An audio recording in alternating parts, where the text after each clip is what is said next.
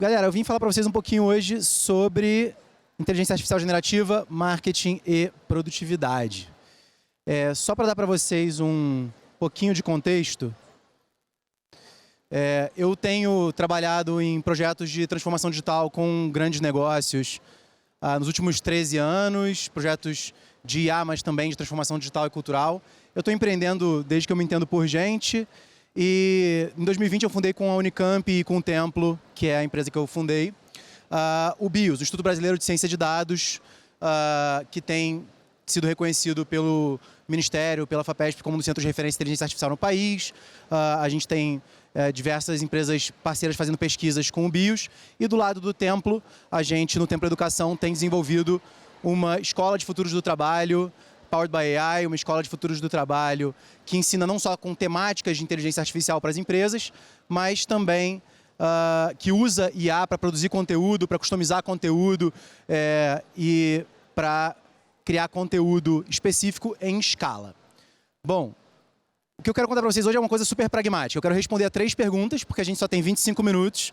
Claro que eu não vou fazer um grande apanhado aqui para vocês, mas eu quero dar para vocês coisas práticas, que vocês possam sair daqui, que vocês possam usar, que vocês possam não só pensar sobre, mas aplicar amanhã. Então, vamos começar daí, falando um pouco de, assim, what the fuck é IA generativa, o que está acontecendo, que transformações isso traz para o marketing em 2024 especificamente, o que é mito, o que é verdade, o que dá para fazer, o que não dá para fazer, e onde é que isso vai dar, para onde a gente vai com essa história. Então, galera, vamos começar pelo o que raios é IA generativa. Bom, se você olhar sob a perspectiva de como a gente se sente, é bruxaria. Eu digo que é bruxaria porque essa é a sensação que a gente tem quando a gente começa a interagir com essas ferramentas, é a sensação que a gente tem quando a gente interage não só com ferramentas de texto, mas ferramentas de imagem, de vídeo, de tudo isso.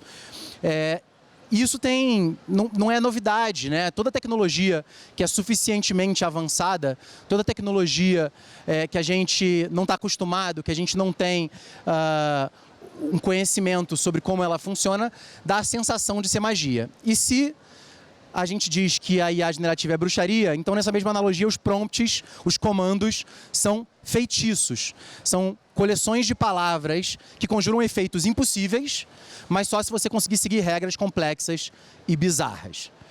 Tendo dito essa parte mais lúdica, eu acho que a gente precisa entender como é que isso aconteceu, como é que a gente veio parar aqui. Porque a inteligência artificial não é novidade, né? A inteligência artificial é um campo de estudo que tem pelo menos 6 ou 7 décadas. Né? O que aconteceu para ter mudado tanto de 2022 para cá, além do lançamento do ChatGPT? Na verdade, o que aconteceu foi que a inteligência artificial passou por um processo de aquisição da linguagem. Então, se a gente passou os últimos 100 anos tentando aprender a falar a língua das máquinas, em 2017 as máquinas aprenderam a falar a nossa língua.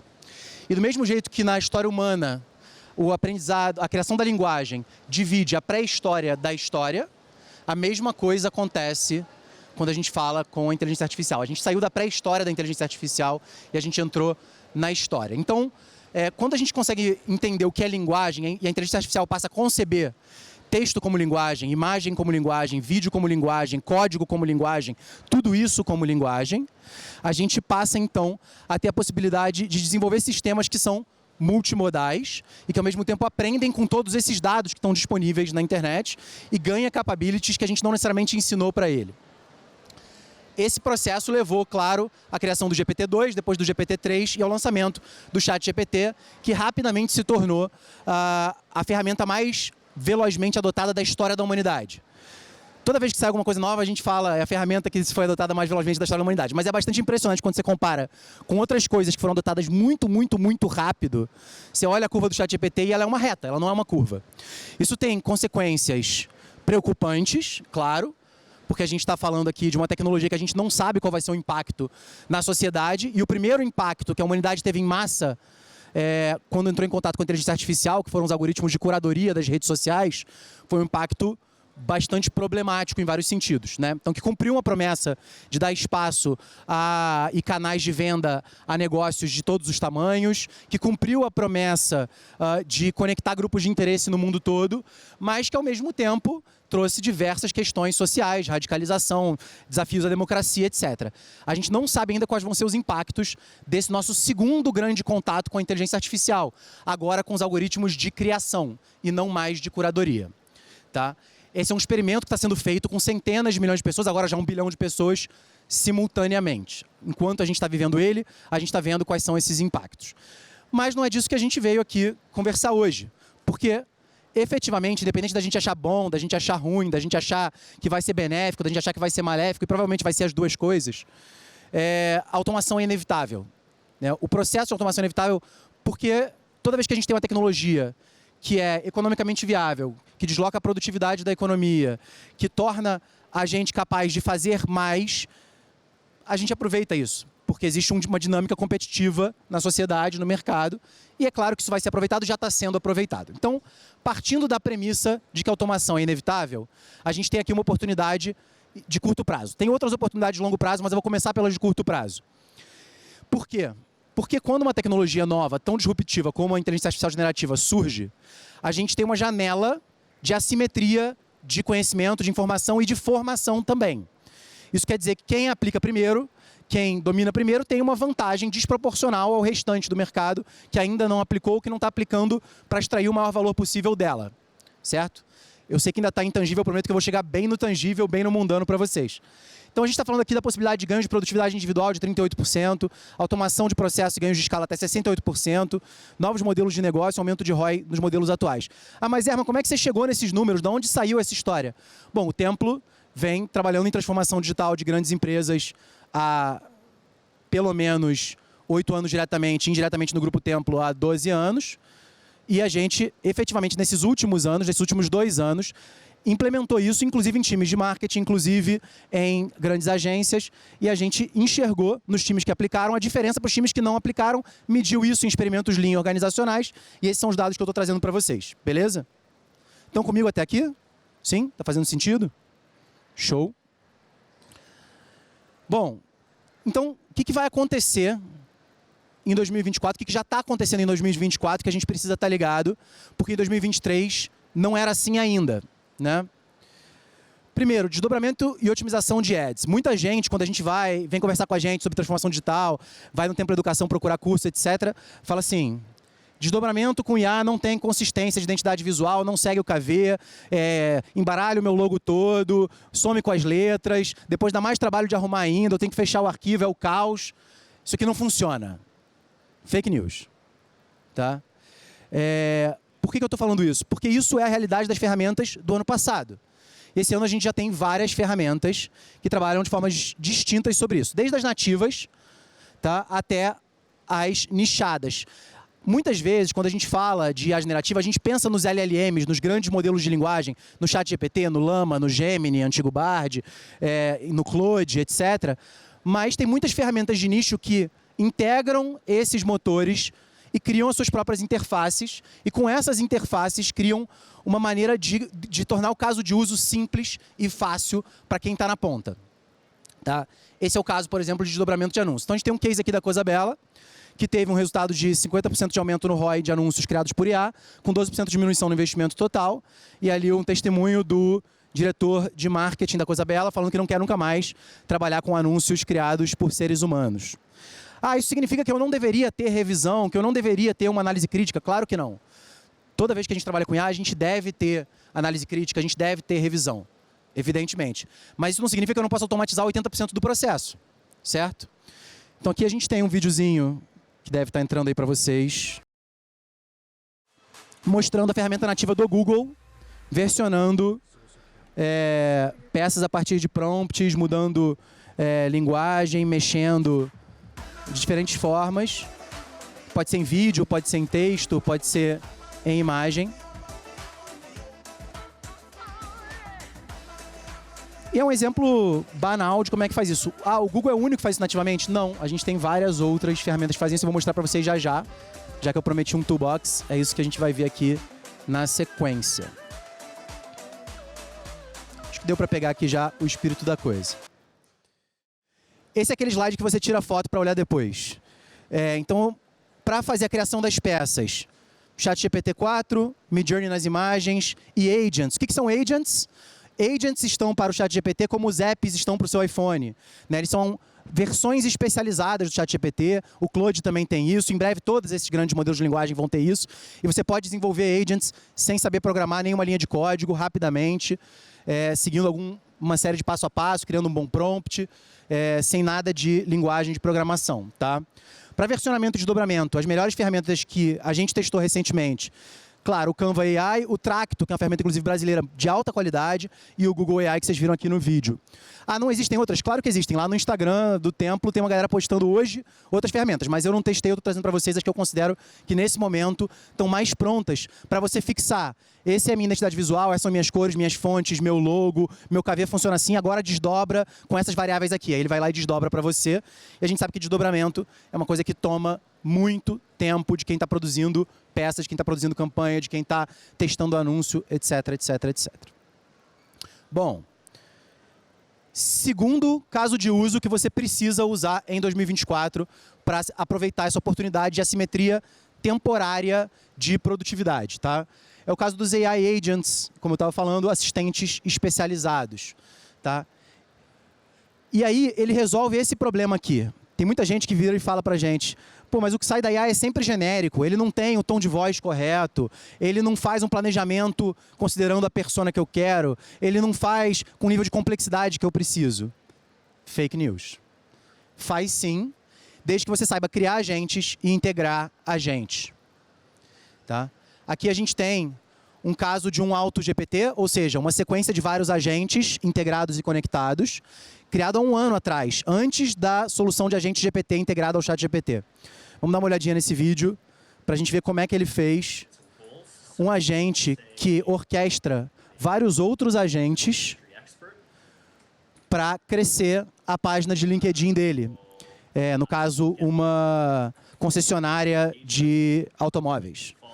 Então, ele tem um agente fazendo pesquisa na internet, selecionando os melhores casos de uso para fazer posts, ele tem um agente escrevendo posts, ele tem um agente postando e engajando em comentários, todos esses agentes orquestrados por um agente maior. Vamos dar uma olhadinha. I am planning to research the most common types of fraud that affect automotive dealerships, summarize my findings and use them to generate quality posts. I am planning to use Google to research the most common types of fraud that affect automotive dealerships. Look for specific examples. Make notes of. Nesse caso aqui que vocês estão vendo, claro, ele programou isso em Python. Ainda não existia a solução dos GPT Agents do ChatGPT. Hoje em dia a gente já tem essa solução, assim como a do Claude, que a gente pode aplicar de forma caseira, no sentido de não precisa ter gente de tecnologia, não precisa da TI fazer. Cada um consegue fazer isso por conta própria, com um tutorial de menos de 40 minutos. Tá? Então isso aqui indica pra gente muito do que é o futuro da IA generativa no marketing, que é o text to action, né?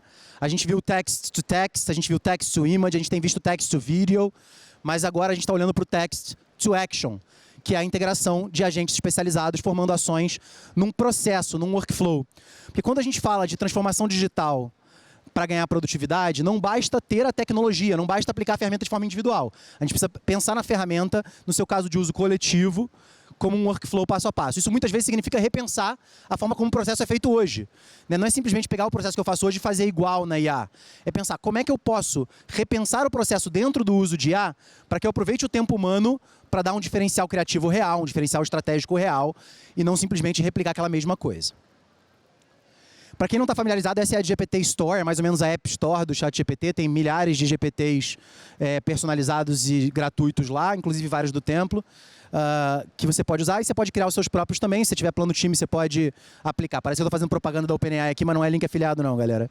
É só porque, no momento, é a ferramenta mais pronta para uso no Brasil corporativo para transformar processos de marketing especificamente. Então aqui o nosso toolboxzinho, né, para criação de agentes GPT-4 e o Claude 3. Para integração de workflows, a gente tem o Zapier, o Make, o Crew AI, que é brasileiro também, e o Microsoft AutoGen, que ainda não está tão bom, mas que está crescendo rápido, está se desenvolvendo rápido, e por ser nativo na conexão com o ChatGPT é muito interessante. O Zapier também tem API nativa com o ChatGPT. Então, essas são formas da gente integrar esses agentes para eles trabalharem como se eles fossem uma equipe de agentes, né? Uma equipe de assistentes AI especializados para a gente usar.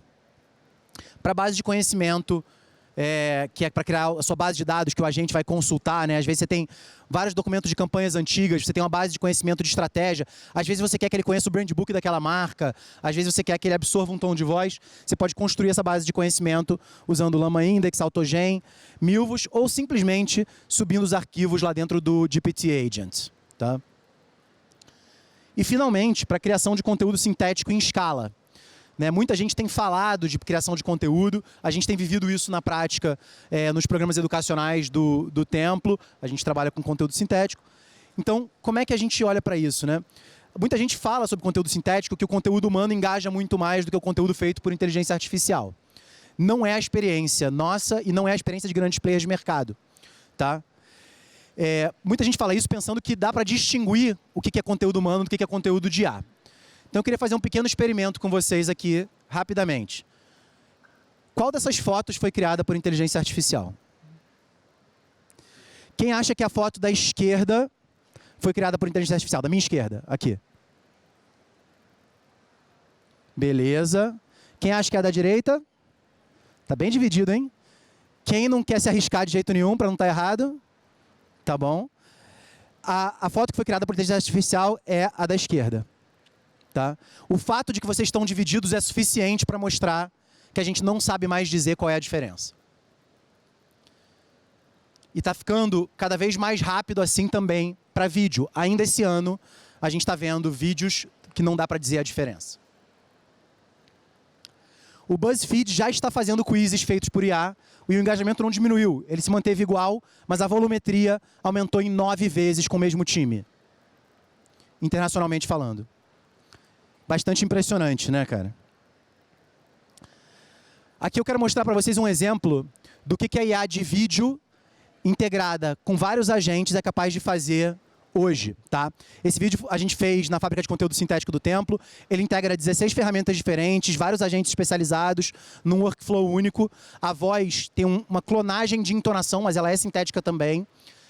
O roteiro é sintético, a pesquisa é sintética, ou seja, tudo feito por inteligência artificial de ponta a ponta. E ele já é o melhor modelo disponível no mercado, superando o ChatGPT-4. Se quer saber mais sobre isso, vem comigo depois da vinheta.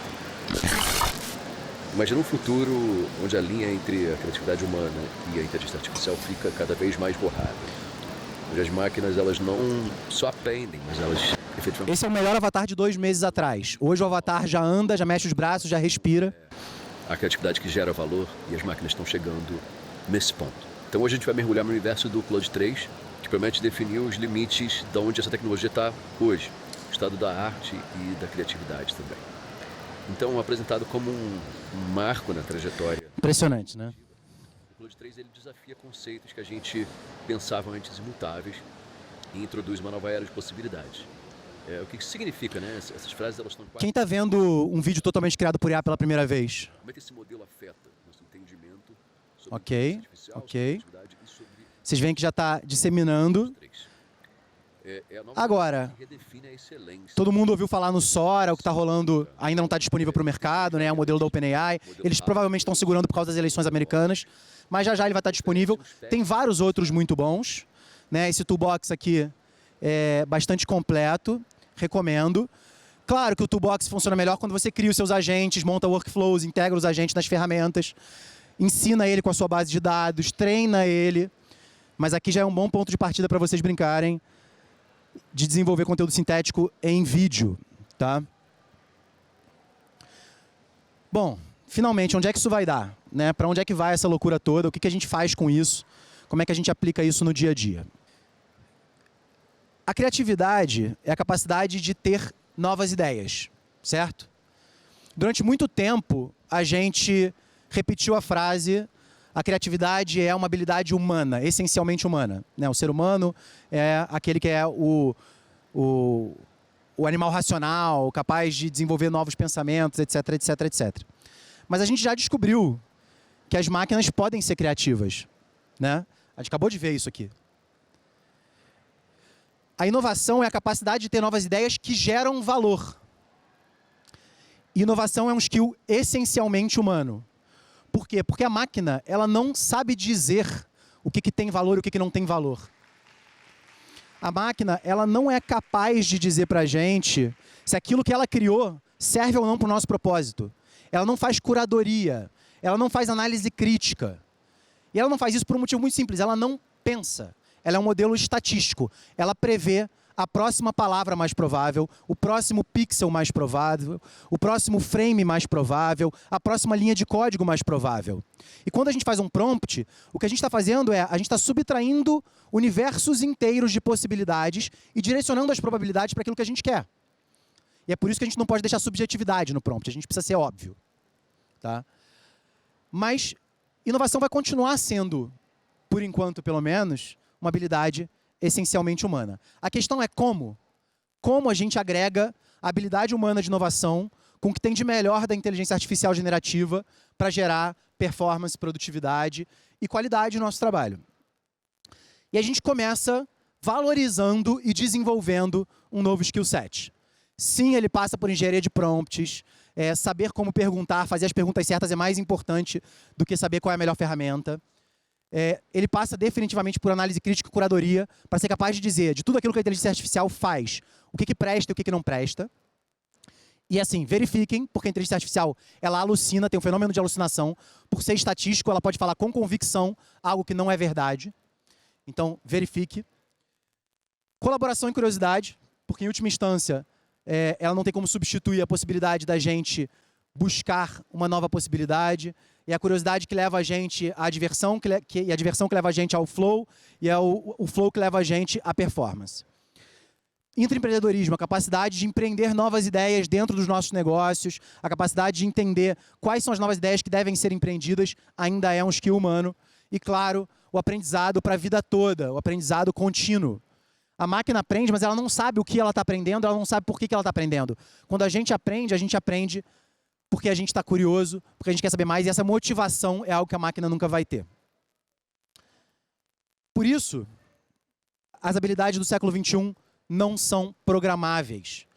Não dá para a gente instalar ela com conteúdo que você ensina, bota no quadro negro e a pessoa absorve simplesmente. A gente precisa fazer isso baseado em desafios, baseado em curiosidade, baseado em prática, dando incentivos para as pessoas. Ninguém muda contra a própria vontade. Não adianta você chegar na sua empresa e falar assim para as pessoas: galera, agora todo mundo vai ter que usar a inteligência artificial. Tá, maneiro. E daí? Por que a pessoa faria isso? Por que isso é do interesse dela? Qual é a vantagem? Certo? A gente mudar é algo que é anti-intuitivo. Mudar custa mais energia do que não mudar para o nosso cérebro. E porque a gente é um ser adaptativo, a gente economiza energia. A gente evoluiu assim ao longo dos últimos milhões e milhões de anos. Tá? Então a gente precisa dar esses incentivos e a gente precisa fazer uma abordagem centrada no humano. Uma abordagem que pare e pergunte para as pessoas: que casos de uso são mais importantes para você? O que você quer testar? E bote os times com as regras de experimentação para que eles possam descobrir quais dessas ferramentas e quais desses workflows estão funcionando melhor para o seu negócio, para aquele time, para aquele momento, e possam trocar uns com os outros em rituais recorrentes. Não tem um jeito certo, não tem um jeito errado, tem só o fazer. Muito obrigado.